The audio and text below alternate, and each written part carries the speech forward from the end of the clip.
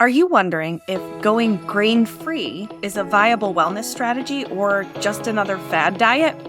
Keep watching to discover what this food plan entails, the pros and cons, and who might benefit from a diet that avoids grains.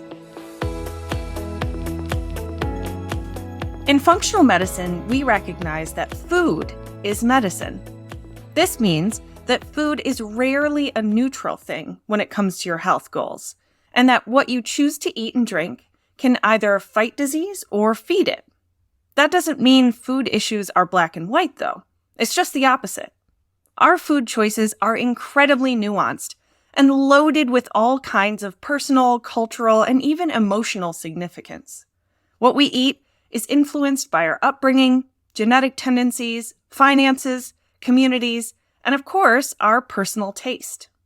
One of the wonderful things about food is that making changes to your diet can significantly improve your health, vitality, longevity, and even just your happiness throughout your lifespan. And obviously, there are many strong opinions out there about what foods you should or shouldn't eat. Some of them are based on solid evidence, and some of them not so much. My goal in this video is not to convince you that grains are good or bad, again, remember all that nuance, but instead to explore what a grain-free diet looks like, some pros and cons of avoiding grains, and sharing some tips if you decide to try it for yourself. Full disclosure, this is a food plan that I've personally played with, so you're getting a little of my own perspective from real life, too, as a bonus.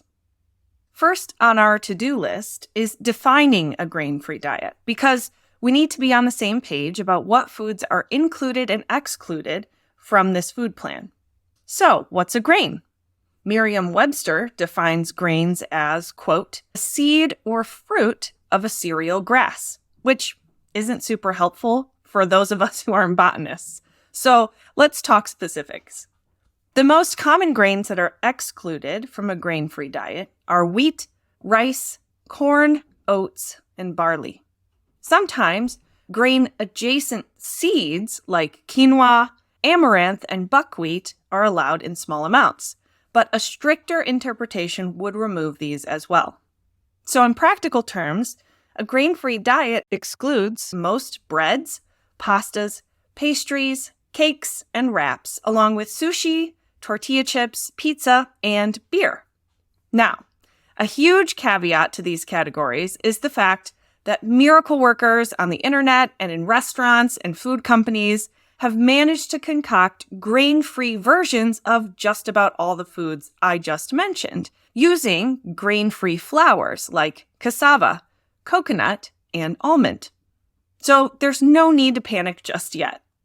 But when you follow a grain-free food plan, the goal is to eat mostly vegetables, except corn, which is more of a grain than a veggie, beans, nuts, fruits, eggs, dairy, and lean meat. Why would a person follow a grain-free diet in the first place? Well, for starters, it helps cut back on your intake of processed and ultra-processed foods. Did you know that 10 of the top 25 foods that Americans consume as the largest percentage of their calories are grain-based foods, particularly processed flours? And researchers have linked ultra-processed food consumption to health problems like obesity, heart disease, high blood pressure, and diabetes. When you're eating grain-free, it's trickier to grab fast food, bakery items, packaged treats, and other convenient food-like items. It sort of forces you to think and be intentional, to seek out more whole, real foods to fill up your plate instead of these highly processed, preserved, and modified foods. Another reason to consider a grain-free diet is its impact on your blood sugar, and therefore your body's stress response system and hormones. Most grains are high glycemic foods, meaning that they cause a rapid increase or spike in blood sugar, especially when eaten alone. And processing those grains puts them even higher on the glycemic index. What happens when your blood sugar spikes and crashes all day and night long? For starters, it causes cortisol, your chronic stress hormone, to stay elevated. And elevated cortisol over time causes inflammation, breakdown of tissue, hormone imbalance, sleep disruption, fatigue, and even leads to diseases like type 2 diabetes, heart disease, and mental health disorders. Speaking of mental health, grains, especially gluten-containing grains, may be directly impacting your brain, thoughts, and emotions via the gut-brain axis. For most people, even non-celiacs, an element of wheat called gluten increases the permeability or leakiness of the gut lining, triggering inflammation that can travel throughout the body. There is a remarkable amount of scientific evidence linking gluten consumption with depression, schizophrenia and other psychoses, and autism. A stunning study done in 2000 reported that the presence of antibodies against gluten were found in 87% of autistic children versus 1% of neurotypical children. While the grain-free food plan isn't as well studied as the Mediterranean diet or the ketogenic diet, we can borrow some data from the Paleolithic or paleo diet, which is very similar, just a little more restrictive than a grain-free diet. These studies report benefits related to the health of the microbiome, the beneficial bugs that live in and on our bodies, especially in our digestive tract.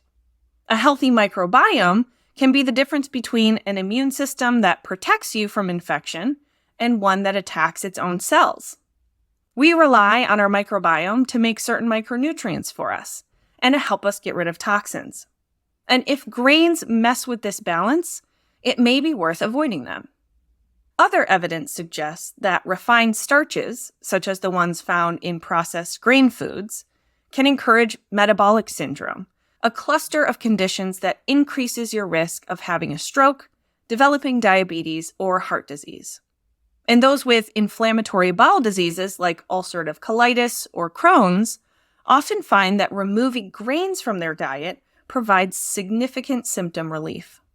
Many of my clients report improvement in symptoms like headache, bloating, joint or muscle pain, and focus. They report more energy, less brain fog, and many of them lose a significant amount of fat, especially belly fat. Sounds pretty good, doesn't it? But before you run out and buy 10 pounds of cauliflower rice, there are a few things to consider before going all in on a grain-free diet. First, it's important to replace the fiber from grains in your diet. You know, the stuff your body doesn't digest, but that serves to feed the happy bacteria in your gut, detox your hormones, and keep you regular in the BM department.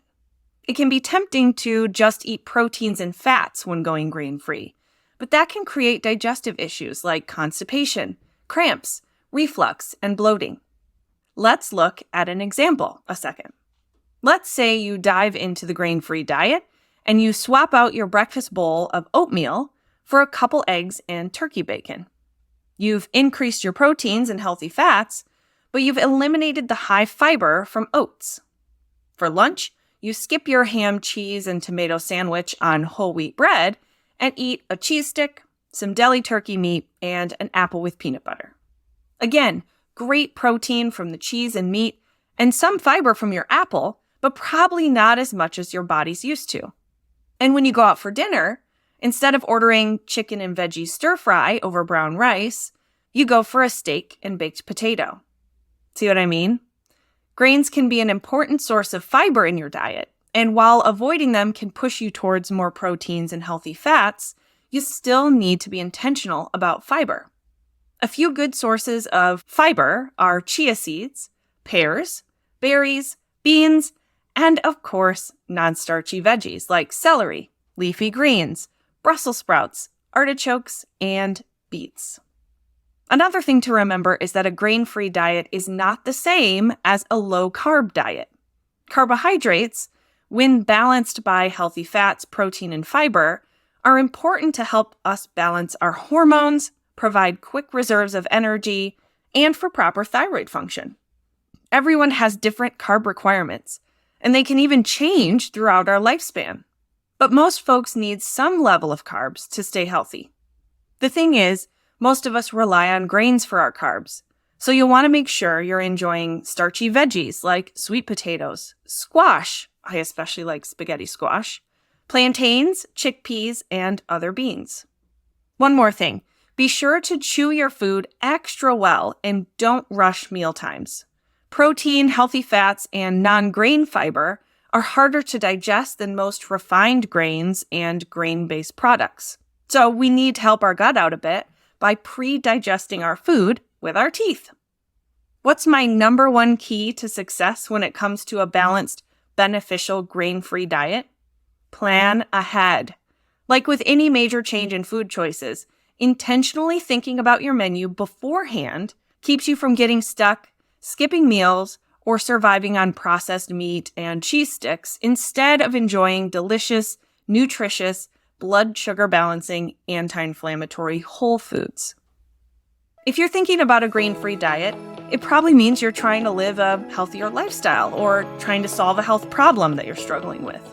And if you found this information helpful, which I hope you did, you'll probably find my other videos useful. So be sure to hit that thumbs up button and subscribe to my channel. You're also welcome to sign up for my email newsletter. It's one way to learn a little bit more about me and how functional medicine can help you reach your wellness goals. I'll put a link to that and other useful resources in the video description for you to check out. Thanks for watching, and we'll see you in the next video.